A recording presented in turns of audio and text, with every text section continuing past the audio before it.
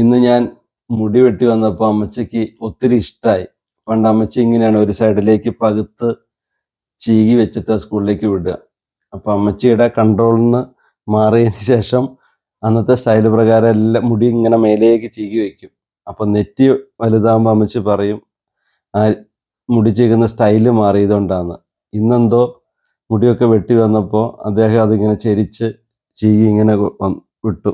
അത് കണ്ടപ്പോൾ അമ്മച്ചിക്ക് ഭയങ്കര സന്തോഷം. ഇതല്ലായിരുന്നു അമ്മച്ചി ആദ്യം? ഇങ്ങനെയാണ് പിള്ളേർ നടക്കേണ്ടത്. അല്ലാതെ കുറെ മുടി നീട്ടി കണ്ണും മുഖമൊന്നും കാണാതെ കുറെ പെൺപിള്ളേരെ പോലെ കുറെ മുടിയും വളർത്തി എനിക്ക് അങ്ങനെയുള്ള പിള്ളേർ പോണ കാണുമ്പോൾ എനിക്ക് എന്തോ ഒരു തൃപ്തി കുറവാ.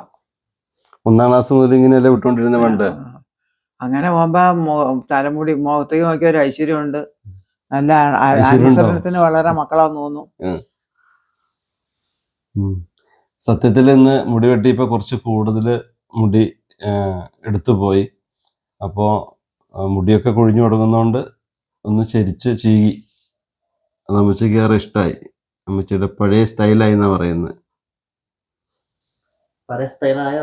ഇങ്ങനെ വേണ്ട, നീ എങ്ങനെ വെട്ടിയിരിക്കുന്നു? അല്ല, മുടി വെട്ടി ഈ രണ്ടല്ല നീട്ടരുത്, ചട പിടിപ്പിച്ച് നടക്കരുത്.